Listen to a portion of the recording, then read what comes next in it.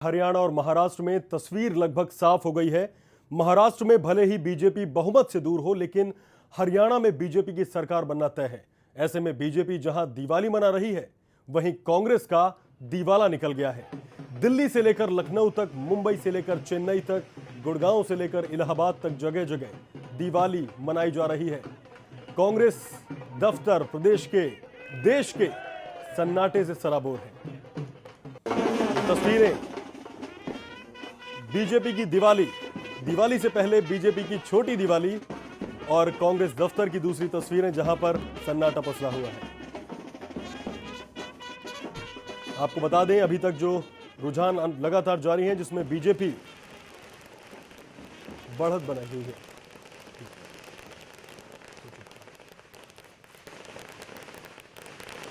तो ये आतिशबाजी की तस्वीरें हैं बीजेपी की संभावित जीत पर। हालांकि कोई संशय नहीं रह गया है कि हरियाणा में बीजेपी की सरकार बनेगी।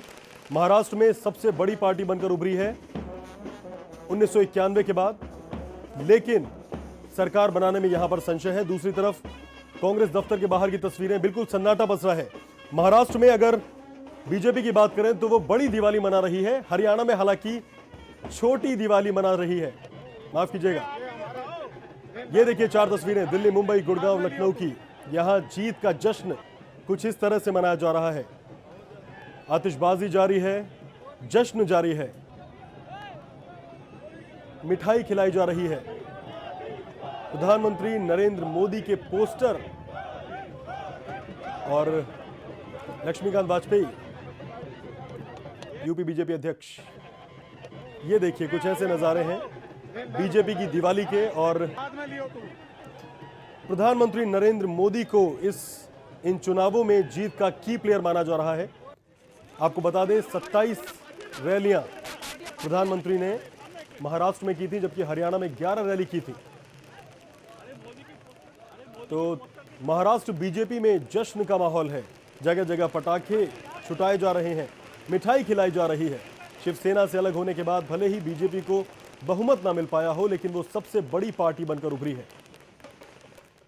सवाल बरकरार है कि अब बीजेपी आखिर किससे गठबंधन करेगी, और गठबंधन करेगी तो फिर मुख्यमंत्री आखिर किस पार्टी का होगा। कई विकल्प हैं।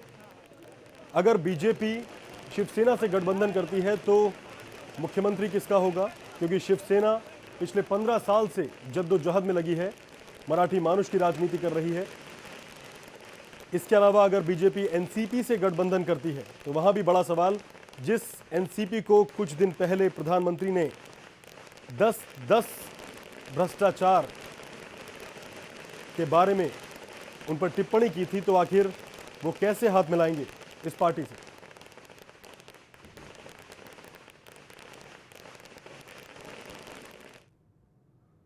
तो महाराष्ट्र बीजेपी में भी जश्न का माहौल है। जगह जगह पटाखे चलाए जा रहे हैं, मिठाई खिलाई जा रही है। शिवसेना से अलग होने के बाद भले ही बीजेपी को बहुमत ना मिल पाया हो, लेकिन वो सबसे बड़ी पार्टी बनकर उभरी है। ये तस्वीरें आप साफ देख सकते हैं।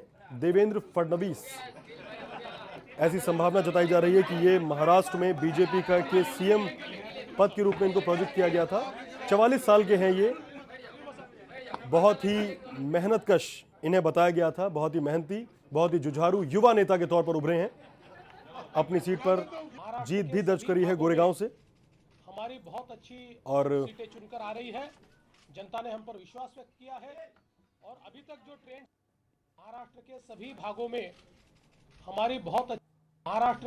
भागों में हमारी बहुत अच्छी सीटें चुनकर आ रही है। जनता ने हम पर विश्वास व्यक्त किया है, और अभी तक जो ट्रेंड है उसमें सबसे बड़ी पार्टी तो हम बन गए हैं। लगातार हमारी सीटें बढ़ रही है, और पिछले चुनाव के तुलना में अलायंस न रहते हुए भी करीब 2.5 से 3 गुना हमारी सीटें बढ़ती हुई हमको दिखाई देती है। तो जनता ने एक अच्छा हमको मैंडेट यहाँ पर दिया है, और आगे की हमारी रणनीति क्या होगी ये तो हम पूरे रिजल्ट्स आने के बाद कहेंगे। पर आज इन ट्रेंड्स को देखते हुए मैं इतना ही कह सकता हूँ, भारतीय जनता पार्टी निश्चित रूप से महाराष्ट्र में सरकार स्थापित करेगी। भारतीय जनता पार्टी का मुख्यमंत्री होगा। तो महाराष्ट्र में बीजेपी के चुनाव प्रभारी राजीव प्रताप रूडी ने इस जीत को ऐतिहासिक बताया है। जहां एक तरफ हरियाणा में भारतीय जनता पार्टी ने ऐतिहासिक जीत कायम की है, वहीं पर महाराष्ट्र में भारतीय जनता पार्टी के लिए एक सम्मानजनक जीत है। सबसे बड़ा विषय यह है कि जिस राज्य में पिछले 25 वर्षों से हम मात्र 119 सीट पर लड़ते थे, आज हम उस राज्य में अपनी ताकत से 120 सीटों तक पहुंच रहे हैं। मुझे लगता है कि इससे सम्मानजनक परिणाम भारतीय जनता पार्टी के लिए महाराष्ट्र में और कुछ नहीं हो सकता। हाँ, आप जो कह रहे हैं और हमारे आंकड़े चर्चाओं में चाहे जितना हो, 120 से प्लस माइनस उसका फिगर था। मुझे लगता है ये जीत तो अपने आप में ऐतिहासिक है और निश्चित रूप से भारतीय जनता पार्टी की सरकार महाराष्ट्र में बनेगी, ये हमारा मानना है। तो केंद्रीय मंत्री नितिन गडकरी ने कहा कि शाम को 6 बजे पार्लियामेंट्री बोर्ड की बैठक होगी और उसी में सारे फैसले लिए जाएंगे। जहां तक महाराष्ट्र की बात है, निश्चित रूप से भारतीय जनता पार्टी की सरकार बनेगी और हम 6 बजे हमारे पार्लियामेंट्री बोर्ड की मीटिंग है। हमारी लगातार आपस में चर्चाएं शुरू है और हमारे अध्यक्ष अमित शाह आगे के बारे में, इसके बारे में जो भी निर्णय है वो घोषित करेंगे। क्या शिवसेना के साथ या किसके साथ जाएंगे? देखिए, 6 बजे हमारे पार्लियामेंट्री बोर्ड की मीटिंग है और मीटिंग में राजनीतिक स्थिति का पूरी तरह से आकलन करके हमारा पार्लियामेंट्री बोर्ड और हमारे अध्यक्ष प्रधानमंत्री जी सबसे बात करके उचित निर्णय करेंगे और 6 बजे के बाद आपको निर्णय निश्चित बताएंगे। तो मुंबई से हमारे साथ म्यूजिक कंपोजर ललित जुड़ चुके हैं। पूरा देश बीजेपी की जो पार्टी है और उनके कार्यकर्ता देश में जहां जहां पर हैं सारे जश्न मना रहे हैं, मिठाई बांटी जा रही है। ललित, आपने भी कुछ ना कुछ कंपोज किया होगा, चाहे हरियाणा में कोई और सीट, बीजेपी की 4 सीट थी, वो इस बार 35% वोट शेयर के साथ आगे आई है। इसके अलावा जो भी पार्टीज हैं, आपने किसी ना किसी के लिए गीत तैयार कर रखे होंगे। इस मौके पर आप कौन सा गीत सुनाना चाहेंगे बीजेपी की जीत को लेकर?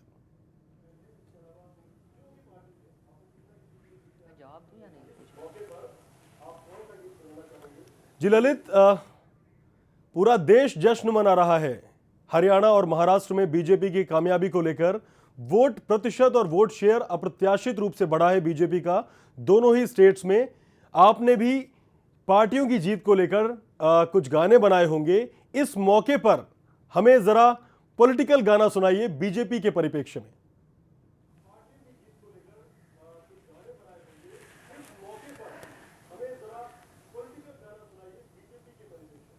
देखिए, पहले तो बहुत खुशी की बात है कि बीजेपी ने हरियाणा जीत लिया है और महाराष्ट्र में बहुत ही एक बड़ा कमबैक किया है और ये भी बहुत खुशी की बात है कि शिवसेना ने भी बहुत अच्छा किया है। मैं यही चाहूँगा कि दोनों की अलायंस हो जाए। दोनों बहुत ही इम्पोर्टेंट लोग हैं और ये बात भी सही है कि जो मराठी मानस है उसको इग्नोर नहीं किया जा सकता और मुझे ज़रूर लगता है कि शिवसेना और बीजेपी साथ में आ जाएंगी। और मुझे एक चीज़ ये भी लगती है कि कांग्रेस को भी थोड़ा आत्ममंथन करना चाहिए, इंट्रोस्पेक्ट करना चाहिए कि क्या बहुत बड़ी गड़बड़ हुई है, क्या गलती हुई है उनसे। ये कहना ठीक नहीं लगता अब उनका कि ये एक साइकिल है और 10 साल के बाद फिर हम आ जाएंगे। ज़रूर डेफिनेटली कांग्रेस की कुछ गलतियां रही होंगी और अगर जब तक वो इस बारे में बात नहीं करेंगे, ये ठीक नहीं लगता लोगों को सुनना कि हम खुश हैं और हमारा कोई नुकसान नहीं हुआ है, ये गलत लगता है। और मैं इसी बात पे मजरू साहब का एक गाना सुनाऊंगा जो उन्होंने बहुत अच्छा लिखा है और जो नरेंद्र मोदी जी के लिए फिट बैठता है। और मुझे बड़ी खुशी की बात ये भी लगती है कि नरेंद्र मोदी जी ने एक बार भी शिवसेना के लिए कोई गलत बात नहीं की। इनफैक्ट पहले ही भाषण में उन्होंने ये कह दिया कि बाल ठाकरे के लिए उनकी बहुत इज्जत है और वो शिवसेना के लिए एक वर्ड भी गलत नहीं कहेंगे। ये सुन के बहुत खुशी हुई और मुझे इस बात से गर्व है कि नरेंद्र मोदी जी बहुत ही अच्छा लीड कर रहे हैं इंडिया को और बहुत एक सुखद दिनों की तरफ हमको ले जा रहे हैं और लोगों का भरोसा है उन पे और ये भरोसा बहुत ही मुश्किल से उन्होंने प्राप्त किया है और हमें सबको आशा है कि नरेंद्र मोदी ऐसे ही आगे जीतते जाएंगे। ये गाना सुनिए आप, ये उन्हीं के लिए है जी। कि वो सिकंदर ही दोस्तों कहलाता है, हारी बाजी को जीतना जिसे आता है, निकलेंगे मैदान में जिस दिन हम झूम के, धरती डोलेगी ये कदम चूम के, वो सिकंदर ही दोस्तों कहलाता है, हारी बाजी को जीतना जिसे आता है। ललित बहुत अच्छे, बहुत अच्छे। एक ब्रेक का वक्त हो चला है, आप हमारे साथ बने रहिए। दर्शकों को एक बार फिर से बता दें कि हरियाणा और महाराष्ट्र में जो बीजेपी है उसने बढ़त ले ली है। हरियाणा में साफ तौर पर सरकार बनाती दिख रही है बीजेपी, हालांकि महाराष्ट्र में सबसे बड़ी पार्टी बनकर उभरी है। थोड़ा संशय है चीफ मिनिस्टर के अपॉइंटमेंट को लेकर। शाम को 6 बजे कोर कमेटी की बैठक है। महाराष्ट्र और हरियाणा में बीजेपी सबसे बड़ी पार्टी बनकर उभरी है। खास बात यह है, पिछले चुनाव में बीजेपी को हरियाणा में 4 सीट मिली थी और इस बार वो सरकार बनाने की तैयारी कर रही है। हरियाणा के वर्तमान मुख्यमंत्री भूपेंद्र सिंह हुड्डा ने हार स्वीकार की है और पार्टी को शुभकामनाएं दी हैं। इस वक्त की एक और बड़ी खबर, महाराष्ट्र में जो रुझान आए हैं उसमें पुणे की सभी सीटों पर बीजेपी का कब्जा हो गया है। आपको बता दें, बीजेपी का वोट शेयर लगातार बढ़ता जा रहा है महाराष्ट्र में।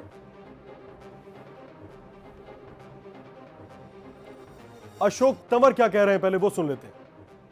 विनम्रता के साथ स्वीकार करते हैं और आने वाले समय में जो चुनौतियां हमारे सामने हैं उसका मजबूती से पार्टी के स्तर पर, पार्टी के तौर पर हम नई दिशा, विचारधारा कांग्रेस की मजबूती के साथ जनता के बीच में लेकर के जाएंगे, क्योंकि देश के लिए, हरियाणा प्रदेश के लिए और लोकतंत्र के लिए कांग्रेस विचारधारा बहुत जरूरी है। आपको लगता है नरेंद्र मोदी की जो लहर की जो हवा थी उसके सामने कांग्रेस का जो प्रचार था वो काम नहीं आया? अब जिस तरीके के रुझान है, मैं समझता हूं कि जो एक माहौल एंटी इनकम्बेंसी का था, 10 साल में काम बहुत अच्छे किए, लेकिन वो एक भारतीय जनता पार्टी ने जिस तरीके से बड़ी बड़ी बातें करी, चुनाव के दौरान बड़े बड़े वायदे किए, अब उम्मीद है कि उन पे भारतीय जनता पार्टी खरे उतरने का काम करेगी। और तो बीजेपी का जो वोट शेयर है हरियाणा में, हालांकि कांग्रेस ने हार की जिम्मेदारी ले ली है एक पार्टी की तरह कि हाँ हम जिम्मेदारी लेते हैं, और लेकिन उसने एक बात जरूर कही कि जो कांग्रेस की जो नीतियां हैं उसे देश में फैलाने की जरूरत है और उसी से देश का भला होगा। फिलहाल जो कांग्रेस का वोट शेयर है वो 10% रह गया है अभी। हालांकि आंकड़े जो आ रहे हैं उसके मुताबिक बीजेपी का जो वोट शेयर था पिछले चुनाव में वो 8.5 से 9% था, जो बढ़कर 35% हो गया है। 2 तस्वीरें देखिए, दिवाली से पहले दिवाली हो रही है, आतिशबाजी जलाई जा रही है। राज्यों में कांग्रेस दफ्तर के बाहर सन्नाटा पड़ा हुआ है। ये दिल्ली की तस्वीरें हैं कांग्रेस दफ्तर की, जबकि राज्यों में बीजेपी ऑफिस के बाहर कुछ इस तरह का जश्न आप देख सकते हैं तस्वीरों में। आतिशबाजी जारी है। दिवाली से 4 दिन पहले कह सकते हैं ये छोटी दिवाली। सब्र नहीं हुआ रात का, इसलिए जैसे ही बीजेपी बढ़त बनाती गई और लगा कि नहीं अब तो सबसे बड़ी पार्टी के तौर पर उभरेगी, दोनों प्रदेशों में आतिशबाजी, जश्न, मिठाइयां खिलाने का दौर शुरू हो गया, जो अभी तक जारी है। ढोल नगाड़ों की आवाज, कार्यकर्ता, समर्थक खुशी से फूले नहीं समा रहे हैं, झूम रहे हैं, क्योंकि इन दोनों राज्यों में बीजेपी की सरकार नहीं थी, लेकिन मोदी का जादू यहां भी काम कर गया। 4 तस्वीरें देखिए, देश की राजधानी दिल्ली, मुंबई, साइबर सिटी गुड़गांव और लखनऊ की तस्वीरें। जश्न का कॉज, जश्न का माहौल है, तरीके अलग अलग हैं। ललित हमारे साथ एक बार फिर जुड़ चुके हैं। ललित, ब्रेक पर जाने से पहले आपने हमें मोदी के महिमा मंडन पर एक गाना सुनाया था, कांग्रेस की हार हुई है, एक गाना इस पर बनता है।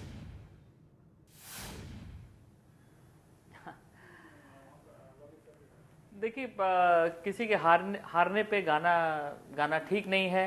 कांग्रेस ने अपना काम किया और बीजेपी का वक्त आया है। बीजेपी को क्लियर मैंडेट मिला है और ये बहुत ही ज़रूरी है कि बीजेपी कुछ एक हमको मोदी जी का जादू महाराष्ट्र में करके दिखाएं, कुछ टैक्स स्ट्रक्चर में कुछ ऐसा चेंज करें जो कि जियो और जीने दो वाली बात हो।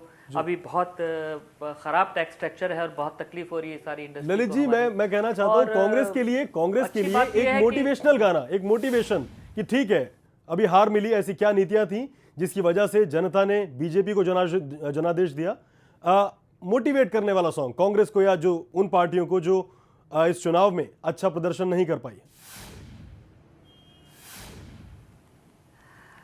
कांग्रेस के लिए हार का कोई गाना ऐसा इतनी बड़ी हार के बाद कोई गाना सोचना मुश्किल है, मगर आपके कोई दिमाग में आता है तो मैं गा दूं गाना, उसमें कोई ऐसे कोई ओकेजन का गाना मुझे तो नजर नहीं आता। मोटिवेशनल सॉन्ग्स होते हैं, कई हैं, सारे हार के सॉन्ग्स गाने होते हैं। रागिनी होती थी हरियाणा में तो बेसिकली जो शूरवीरों को जगाती थी, प्रेरित करती थी लड़ने के लिए, उसी से संबंधित कि ठीक है हार हुई कोई दिक्कत नहीं है, चलती रहती है। महाराष्ट्र और हरियाणा का चुनाव प्रधानमंत्री नरेंद्र मोदी के लिए अग्नि परीक्षा माना जा रहा था। मोदी ने चुनाव प्रचार में पूरी कैबिनेट लगा दी। महाराष्ट्र हरियाणा के नतीजों से इन मंत्रियों के चेहरे भी खिल गए हैं।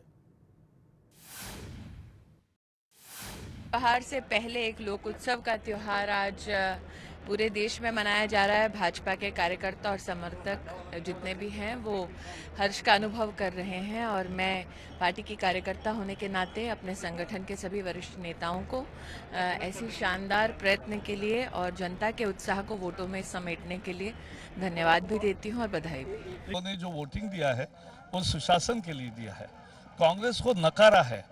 ये तरक्की के लिए वोट है, ये पॉजिटिव मैंडेट है, ये नरेंद्र मोदी जी के नेतृत्व में आस्था जताई है पुनः, और लोग जैसे नरेंद्र मोदी के नेतृत्व में केंद्र सरकार चल रही है वैसे ही महाराष्ट्र में सरकार चले, ये उनकी इच्छा है। जताया उसकी पुनरावृत्ति हुई है। महाराष्ट्र और हरियाणा की जनता ने मोदी जी पे भरोसा किया है। स्वाभाविक नई भारत मुद्दा रहा, युवाओं की आकांक्षा मुद्दा रहा, महिलाओं की सुरक्षा मुद्दा रहा, मोदी जी के ऊपर भरोसा यही प्रमुख मुद्दा रहा। तो वक्त कम है, चलते हैं ललित के पास मुंबई। ललित, उम्मीद करते हैं कि इस सिचुएशन में, इन परिस्थितियों में आपको रिलेवेंट गाना शायद याद आ गया होगा।